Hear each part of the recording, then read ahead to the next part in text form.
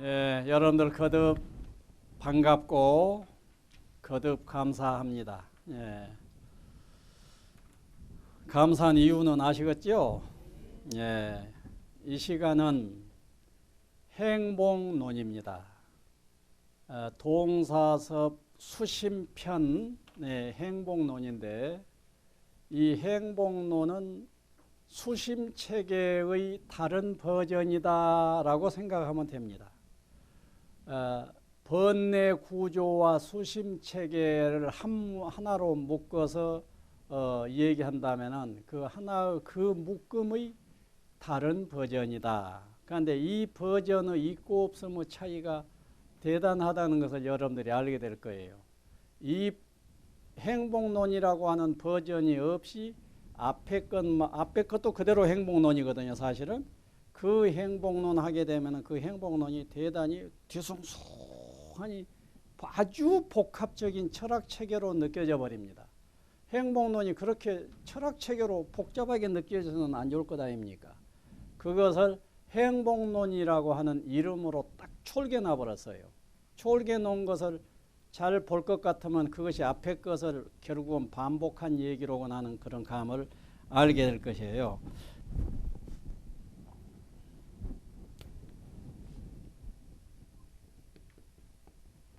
수심 3이라고 우선 해놓고요. 이것은 행복론입니다.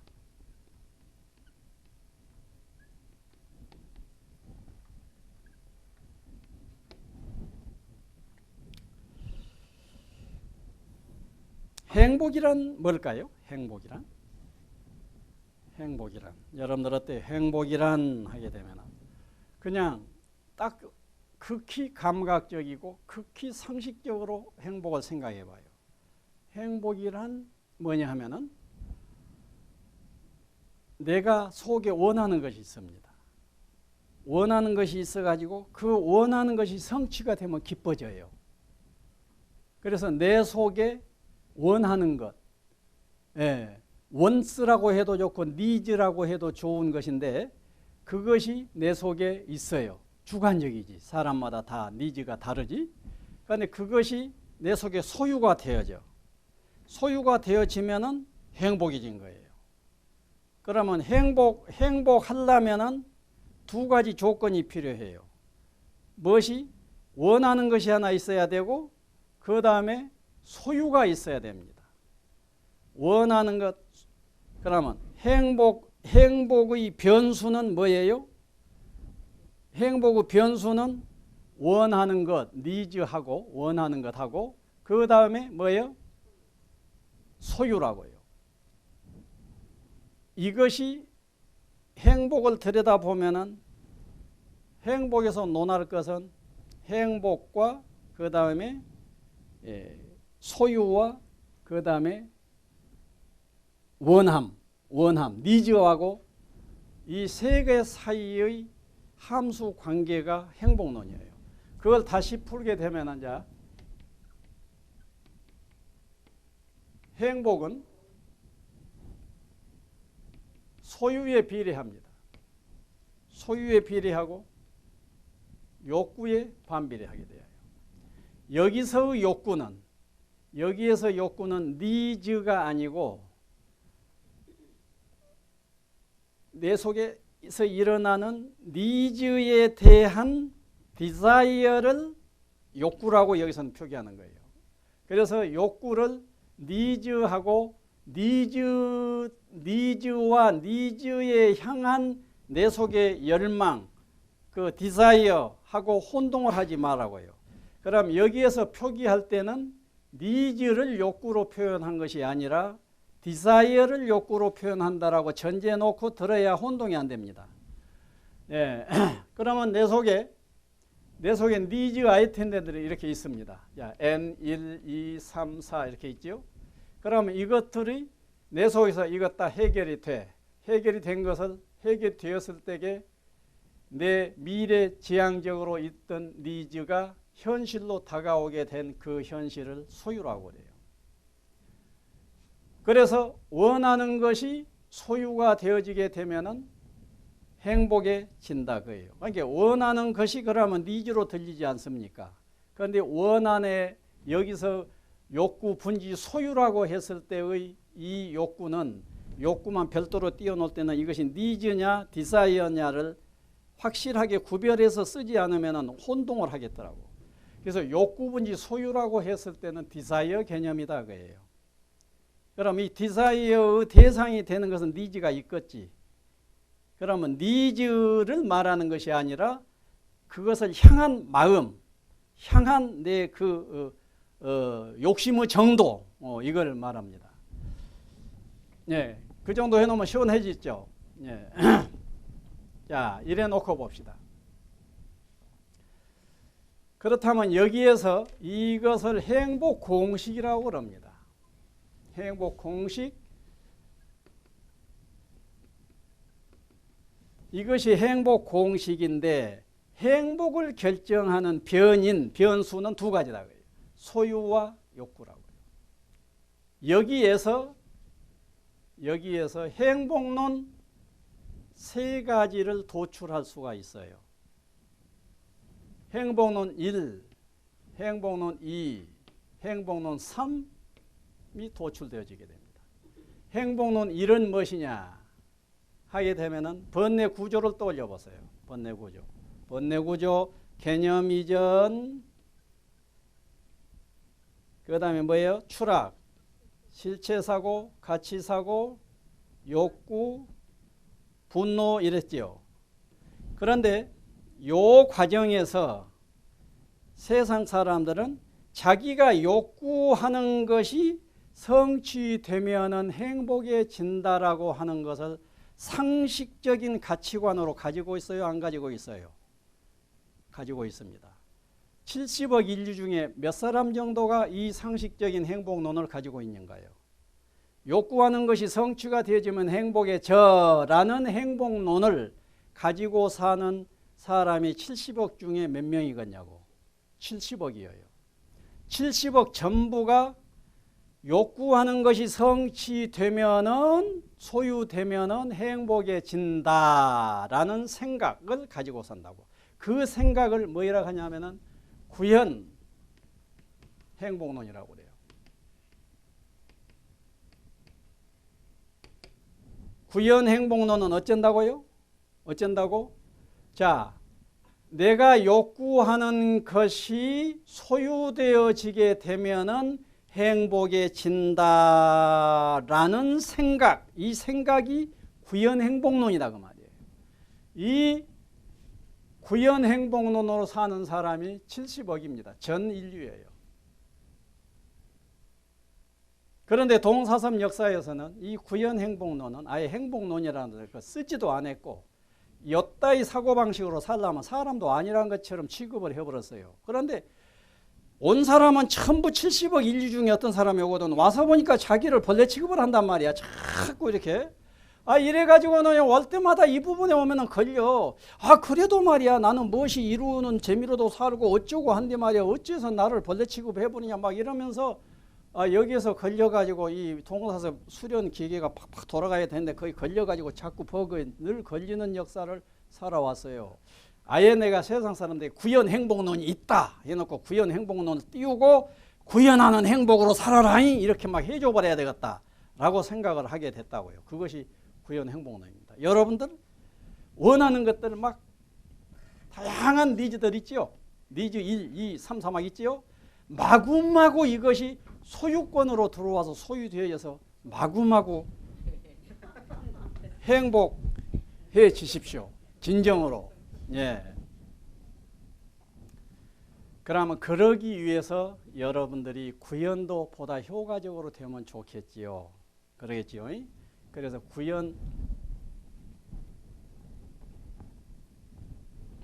구현 행복론에서는 여러분들이 두 가지만 유념하세요.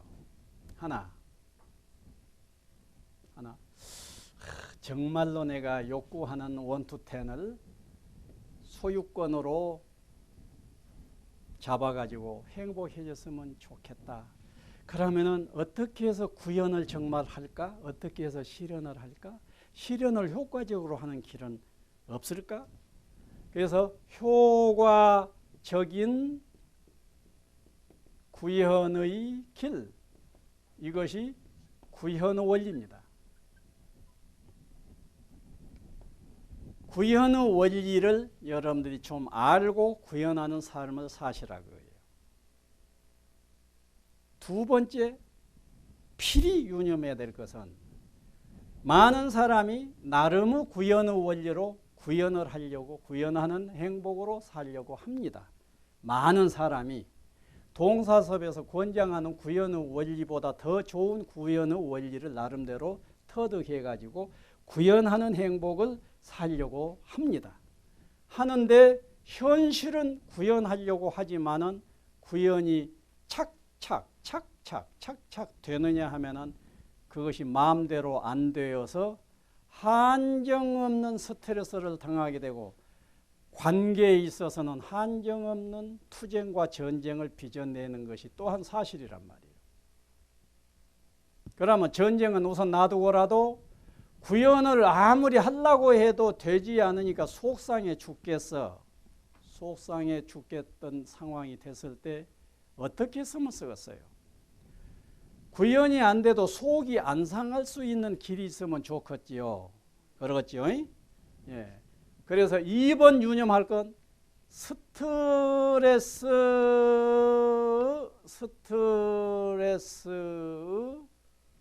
극소화의 길은 없을까? 이 길을 모색해 봐라고요. 그런데 스트레스 극소화의 길에 대한 답은 행복론, 2번 행복론, 3번 행복론에가 들어있다는 얘기예요. 그렇다면 이 부분이 해결돼 버리면은 구현의 행복의 길이 괜찮하겠어요? 안 괜찮하겠어요? 괜찮해 버리지요. 그 다음에 효과적인 길을 알아서 구현도 제법 된 데다가 구현이 좀 된다고 하더라도 스트레스를 너무 많이 받기 때문에 이리저리 상쇄해 버리면은 결국은 이놈의 구현 행복론으로 살았더니 내 영성은 플러스 마이너스 제로 해가지고 마이너스 균으로 떨어진 것 같다. 이런 상황이 벌어지거든요. 그렇기 때문에 구현 행복론으로 살 바에야 거기에서 미비한 것, 취약한 것을 보충해 줘야 된다고요. 하나는 무엇을 보충해 줘? 1번으로 효과적인 구현이 되도록 구현이 달할 수 있도록 또 보충해 주면 좋고 스트레스를 안 받는 쪽도 해결해 주면 된다고요. 그러면 이것은 이 길은 여러분들이 동사섭에서 4개 정도를 원리를 강조를 해 줍니다. 그럼 이 정도를 배우면서 이 부분에 도움을 받으시고 이 부분은 행복론 2번과 3번이 다 해결되어 버리니까 행복론 2번, 3번을 명쾌하게 쥐고 이것을 향유를 하다 보면은 이 구현 행복론은 함께 살아나 버리게 됩니다. 함께. 자, 그래 놓고 요거 먼저 간단히 정리해 놓고 요 길로 가기로 해요. 예. 자, 1번이 뭐였죠? 뭐였어요? 여러분들이 구현하려고 할 것 같으면 무엇을 해야 돼요? 목표를 선명히 정하라고 해요. 목표 선명히 정했으면 그 다음에 계획을 하라고 해요. 계획을 했으면은 실행을 해서 실천이라고 해야 되는가? 실행. 뭐요? 무엇이 좋아? 실행? 수행? 수행이라고 해야 되겠다. 수행. 목표 세운 대로 이제 수행을 해서 돈을 벌어들여야지.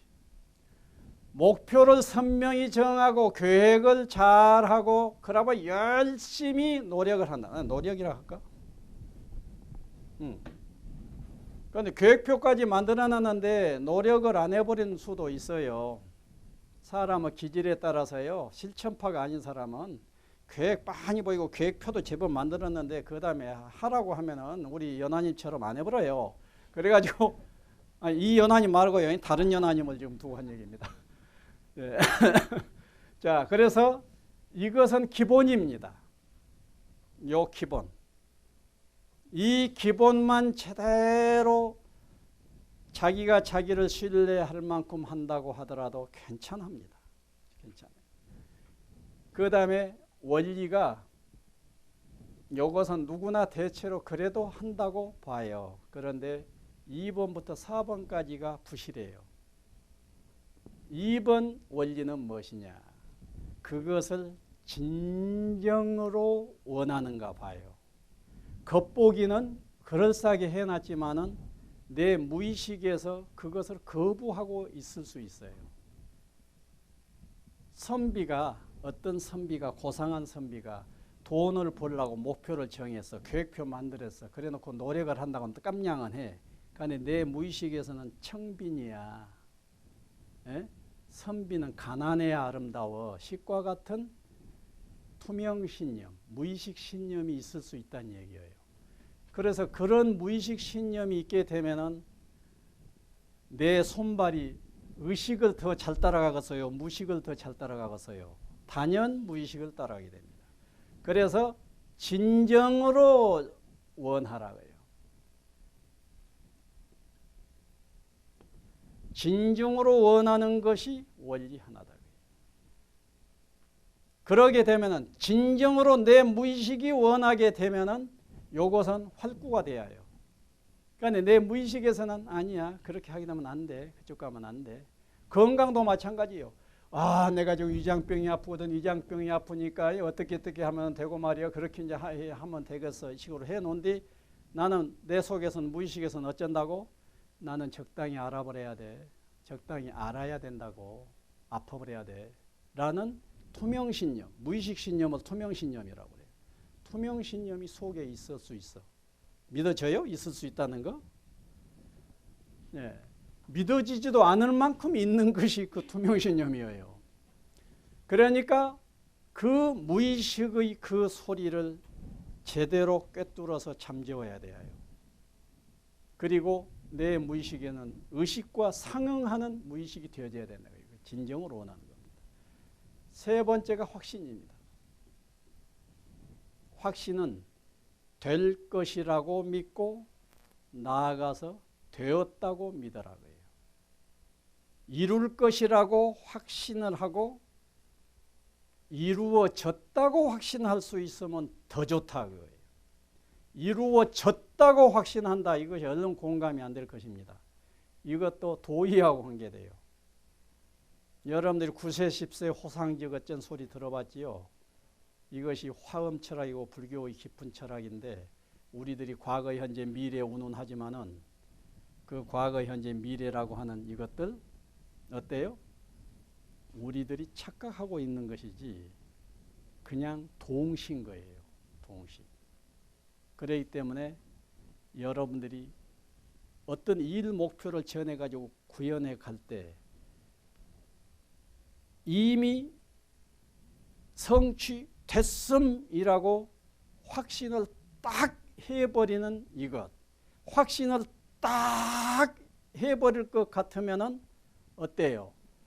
확신에 의한 염체 때문에 그 일은 필히 되어져 버린다는 거예요. 확신을 확실히 하면 된다는 거예요. 확신을 확실히 하면은 저 앞산 없어져라, 없어졌음 하고 확신을 하는 순간에 앞산은 이미 없어져 있다는 얘기예요. 이 정도로 그 일체유심조라고 하는 것이 적당한 수준의 얘기가 아니에요.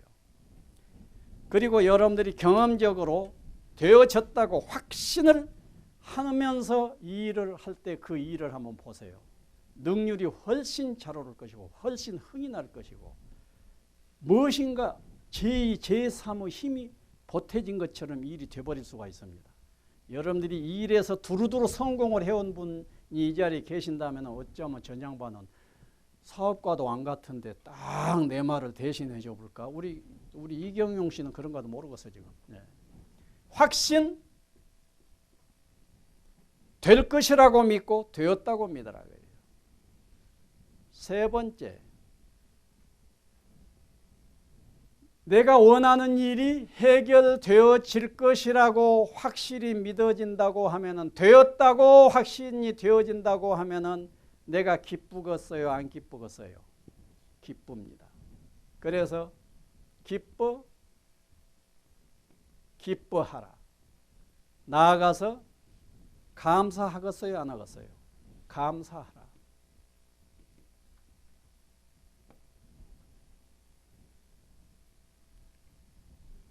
그래서 여러분들이 다이어트를 원하면은, 아이고 내 키에 비하면 말이야, 나는 다이어트가 좀 더 돼야 되거든. 아이고 내가 말이지 지금 155 정도 되면은 좋은데 아직도 165란 말이야. 언제 될 것인고. 아이고 너무너무 어려워. 그 사람은 다이어트가 잘 되겠어 안 되겠어요?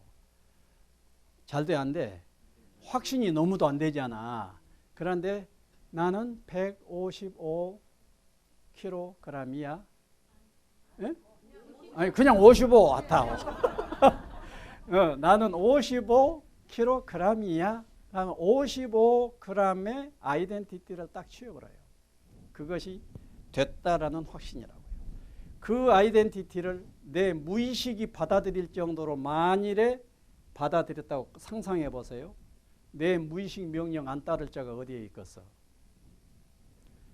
그래서 그래 놓고 어쩌라고? 나는 155야. 그러면서 막 기뻐하라고요. 아니 55야. 그러면서 기뻐. 50, 아이고 나는 55라니까 아이고 나 너무 기뻐. 그러고 악수하면서 아이고 감사합니다. 감사합니다. 이 천하가 말이요 나를 55로 이렇게 만들어줬다니까요. 감사합니다라고 좀 약간 또라이가 되란 얘기예요. 이것은 약간 동교태적인 에너지가 있어야 됩니다. 해물액과 같은 그런 에너지는 하라고 하면요. 용타 스님이 약간 미쳤나 봐 이러고 볼 거라고. 약간 동교태적으로 그래야 되는 겁니다. 그래야 이 에너지 기뻐하고 감사한 에너지는 바로 어디로 이어지겠어요? 일하는 대로 막 이어져 버립니다. 그래서 일은 잘 될 수밖에 없다. 기뻐하고 감사하라고요. 여기에 나는 요 5번을 요리 일라고 했는데요. 이어서 하나를 더해가지고 이렇게 하려고 했는데 이건 별도로 해야 되겠더라고요. 베풀어라. 내가 이루었으니 이제 어때야 되겠어요? 베풀고 살아야지. 베풀고.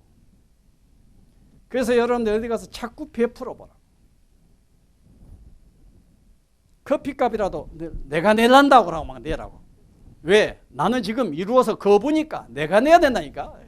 아니, 당신은 말이야. 좀 양보해봐. 내가 내야 되겠다니까. 그러고 늘 내봐라. 그거 묘하게 재밌습니다. 마치 부자인 것처럼 이렇게 하면은요, 그 재미가 있고, 예. 이거 나는 통 거지잖아요. 거지니 내가 부자인 것처럼 해보자. 그러면은 분명히 한쪽에서 내가 딱 베풀죠. 그러면 다른 쪽으로 돈이 들어와요. 그러니까 분명히 이자 보태가지고 막 들어온다니까. 이거 나한테 돈 주는 사람이 나를 미워하는가는 모르겠는데 우리끼리만 얘기를 하는데 이거 들어오게 됩니다. 그래서 베풀어 보세요. 그리고 여러분들이 베풀게 될 것 같으면은 이 확신 2를 반증하는 거다 이니까. 그렇기 때문에 이 베품은 바로 성취로 이어질 수밖에 없어요. 그리고 이 베풀 것 같으면요, 내가 속에서 딱 베푸는 에너지가 팡팡 차오르지요. 그러면은 천신들이 돕게 되어 있어요. 너무 신비한 얘기로 들리니까 이런 얘기나 빼려고 하는데 천신을 부정할 수가 없습니다. 내가 무엇인가를 에너지를 딱 맞고 베풀려 마음을 딱 차단시켜버리고 일하고 있을 것 같으면은 천신이 안 도와요. 그리고 천신을 빼놓고라도 베풀 때 옆에 사람들이 늘 느껴요. 그러면서 괜히 그 사람 돕고 싶어져 버립니다. 자, 그래 놓고 저러한 마음을 이러한 2번부터 4번까지를 지니고 태도를 가지고 1번을 하라. 이것이 구현의 원리입니다. 그 다음에 스트레스 국소와 길은 어디서 찾을 것인가? 여기서 절로 해결된다고요. 2번 행복론입니다. 이것은 무엇이냐? 가치사고 밑에 무엇이 하나 붙어 있었지요? 예? 불만사고가 있었지요. 불만사고를 전환시키는 방법은 뭐예요? 지족사고입니다. 지족 행복론. 이것은 뭐 더 설명할 필요 없이 환히 지금 여러분들은 있지요. 지족행복론. 지족행복론이란 말은 이미 넘치는 소유 속에 있음을 확인하는 겁니다. 구현행복론은 이 소유가 둘로 2장으로 나눠져 있습니다. 앞으로 이루어질 미래형 소유가 있고 완료형 소유, 이미 내게 완료되어져 있는 소유 영역이 있어요. 그래서 완료형 소유입니다. 그런데 구현행복론은 미래형 소유에 집중을 하는 행복론이에요. 이 부분을 간과하는 행복론입니다. 그런데 이 부분은 해가되 이 부분을 간과하지 말고 내게 이미 기존기성이라 이미 있고 이미 이룬 것이 넘치게 있다. 넘치게 소유, 내가 지금 이미 있는 소유, 넘치게 있다. 넘치게 있다라고 하는 이 자각이 바탕이 된 행복론입니다. 그러면 내가 이미 넘치는 소유 속에 있으니 어떠겠어요? 행복하겠어요? 안 하겠어요? 넘치는 행복이니까. 그리고 실제로 명상도를 해보세요. 그리고 넘치는 행복론의 포인트는 어디냐 하면은 기성에다가 두지 마세요. 여러분들이 기성에다가 중점을 둬버리면 성공하기 어려워요. 기존에다가 두라고요. 기존. 내가 이렇게 숨을 안 쉬려고 해도 절로 숨이 쉬어진단 말이야. 이런 거. 기존으로 이미 있는 것에다가 그것이라고요.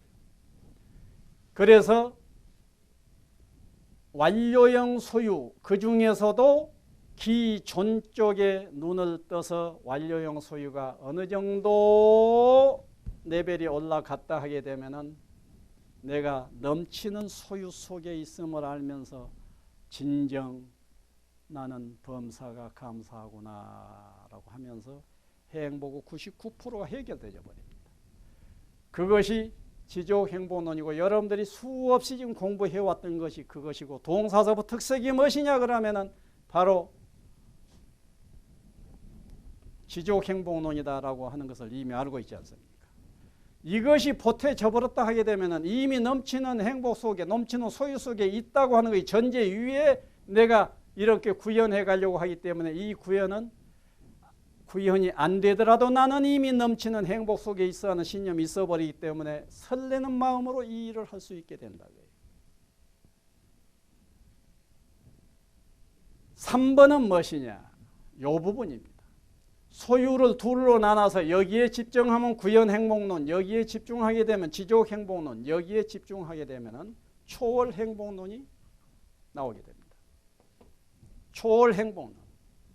자, 여러분들이 어찌어찌해서 온이 다 공하다. 나도 공하고 세상도 공하다.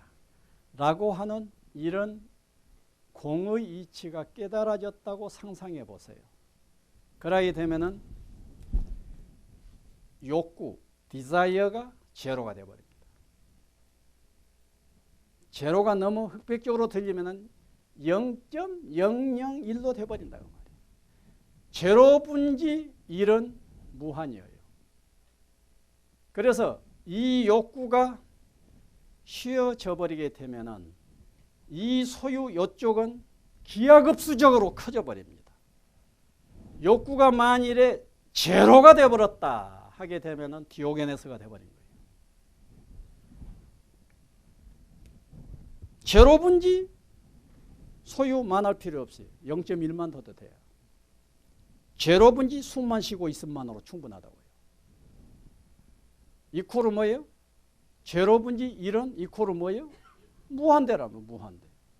그래서 무한 오케이가 되는 거예요. 바로 이것은 돈망파지의 길입니다. 무아의 길입니다. 그래서 요 세 가지 행복론으로 행복론은 정리할 수가 있고 여러분들의 행복론은 구현 잘해서 행복해지세요. 그런데다가 이 밑에 있는 제대로 행복론이 장착이 되어져 버리게 되면은 구현까지 함께 살아나 버리니 얼마나 좋아요. 구현 행복론, 지족 행복론, 초월 행복론. 여러분들이 앞으로 수련을 통해서 실제로 그 경지에 만큼의 경지에 올라가시겠지만은 이 세 가지 행복론을 일단 선물로 드립니다. 예. 감사합니다.